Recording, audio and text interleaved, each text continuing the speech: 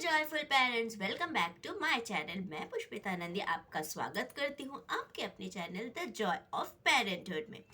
जैसे कि last video में मैंने आपको बताया था कि इंट्रोवर्ट क्या होता है, उसके ये क्या क्या ड्रॉबैक्स होते हैं, क्या क्या सिम्टम्स होते हैं। और वो इंट्रोवर्ट होना अपने आप में एक डिसएडवांटेज नहीं है, बल्कि आप उसको एक एडवांटेज में भी कन्वर्ट कर सकते हो। अगर आप इंट्रोवर्ट हो, अगर आप अपनी क्वालिटीज़ को पहचान लेते हो, तो आप अपनी इस कमी को, इस वीकनेस को भी एक स्ट्रेंथ के रूप में बदल सकते हो। तो उसी का मेरा ये सेकंड पार्ट आज का वीडियो है जो मैं लेकर आई हूँ।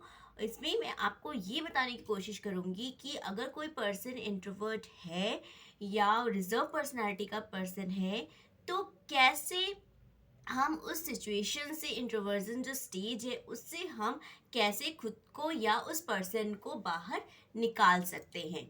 How we can overcome from this introversion stage. आज के वीडियो में मैं आपको इसी के बारे में बताऊंगी।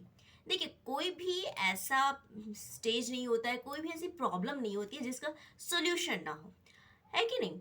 तो हर प्रॉब्लम का हमारे पास, अगर हम आराम से बैठ के सोचिए, अगर हम उस पर डीप थिंकिंग करते हैं, अगर हम उसका सोल्यूशन ढूंढने की कोशिश करते हैं, तो डेफिनेटली हमें कोई ना कोई सोल्यूशन ज़रूर मिलता है।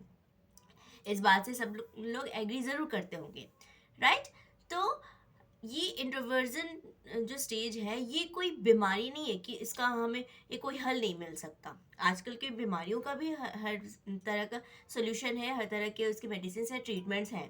तो ये कोई बीमारी नहीं है कि आप इसको दूर ना कर सके, या इसके जो हेजिटेशन वाली जो स्टेज है उससे हम ओवरकम कर पाए, ऐसा ओवरकम ना कर पाए, ऐसा नहीं हो सकता। हम उसको कम कर सकते हैं। कैसे? इसके लिए हमें सबसे पहले जो मेन 4 फैक्टर्स हमारे हेल्पफुल होते हैं। सबसे पहला फैक्टर, वो पर्सन खुद, हिमसेल्फ। जो पर्सन इंट्रोवर्ट है, जो खुद को समझ रहा है कि मेरी ये प्रॉब्लम्स है, मैं इस चीज़ में ये दिक्कतें हैं, मैं इंट्रोवर्ट हूँ, आई एम एन इंट्रोवर्ट।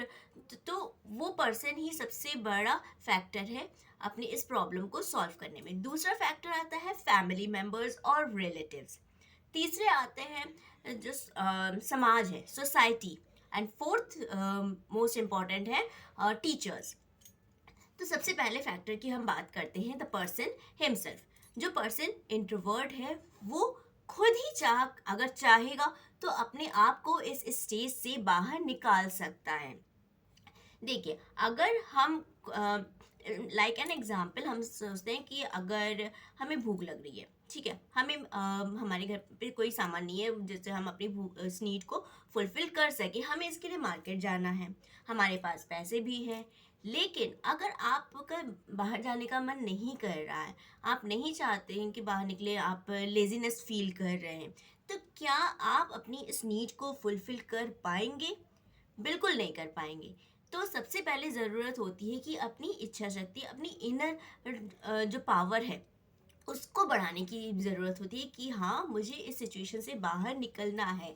हमें अगर अपनी भूख को मिटाना है, अपनी इस नीड को फुलफ़िल करना है, तो हमें मार्केट जाना है, सामान लेना है और अपनी इस नीड को फुलफ़िल करना है। सिमिलरली, अगर आप इंट्रोवर्जन की इस स्टेज से निकलना चाहते हैं, सच में आपको बुरा लगता है, आप गिल्ट फील करते हैं, आप सच में सबके साथ मिक्सअप होने चाहते हैं, लाइक एन एक्सट्रोवर्ट, आप अपने आप को एक्सप्रेस करना चाहते हैं, तो बहुत ज़रूरी होता है अपनी विलिंग पावर।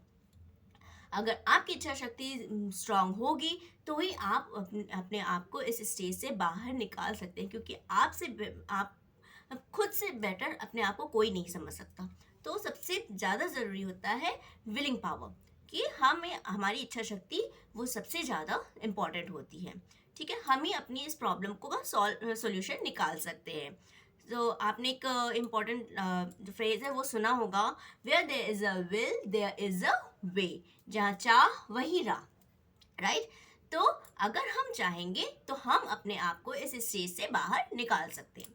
दूसरा फैक्टर आते हैं हमारी फैमिली मेम्बर्स और रिलेटिव्स। देखिए, जो क्रिटिसाइज, अगर कोई भी पर्सन के क्रिटिसाइज किया जा रहा है, तो सबसे ज़्यादा इसमें जो रोल होता है वो फैमिली मेम्बर्स या रिलेटिव्स का ही होता है। उन्हीं में कई ऐसे लोग होते हैं जो अपनों की ही बुराइयां ज़्यादा करते हैं। तो अगर ये फैमिली मेम्बर्स सच में आप किसी पर्सन को प्यार करते हैं, तो डेफिनेटली वो आपको हेल्प कर सकते हैं।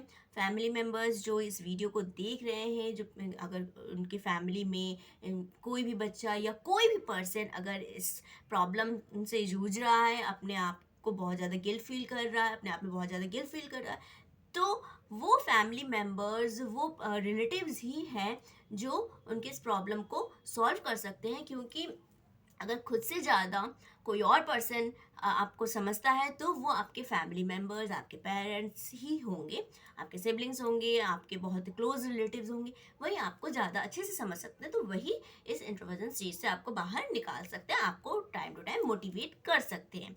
तीसरा जो फैक्टर होता है वो समाज होता है, सोसाइटी होता है। हम अगर इस समाज में रहते हैं, तो कोई भी पर्सन समाज से अलग नहीं हो सकता है।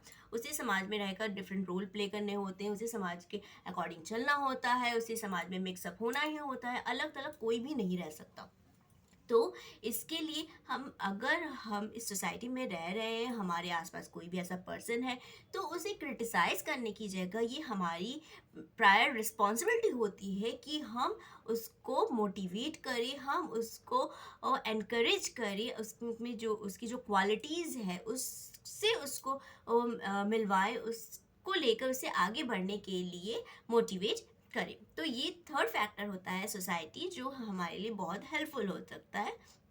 And last but not the least, teachers, our teachers.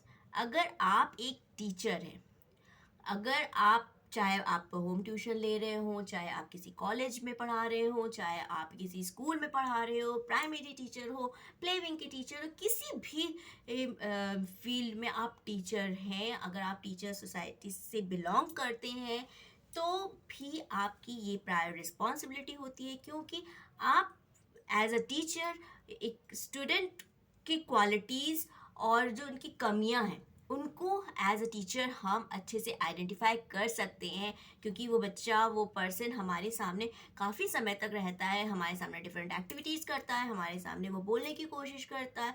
तो एज अ टीचर ये आइडेंटिफाई करना बहुत आसान होता है कि कौन सा बच्चा या कौन सा स्टूडेंट इस इंट्रोवर्जन स्टेज से अपने आप को बहुत इस इंट्रोवर्जन स्टेज में अपने आप को बहुत ही डिस्कम्फर्ट फील कर रहा है, राइट?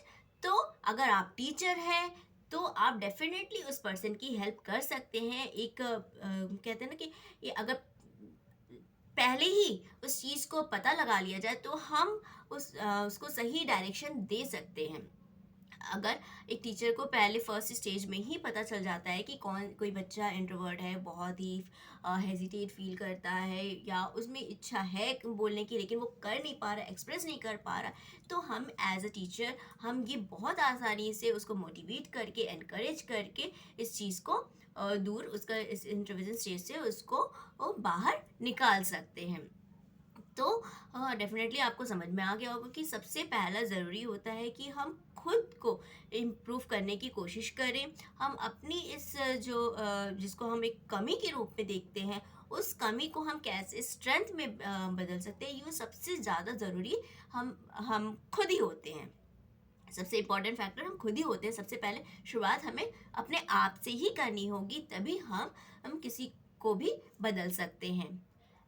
तो उम्मीद करती हूँ आज का वीडियो आपके लिए हेल्पफुल लगा होगा। तो प्लीज़ प्लीज़ लाइक ज़रूर कर दीजिएगा, और ज़्यादा से ज़्यादा पेरेंट्स को, फ्रेंड्स को, रिलेटिव्स को, सबको शेयर कर दिए। क्योंकि डेफिनेटली कहीं ना कहीं ऐसे पर्सन्स होंगे, 100 में 90% तो ऐसे पर्सन्स होते ही हैं जो इस तरह की सिचुएशन से गुजरते हैं।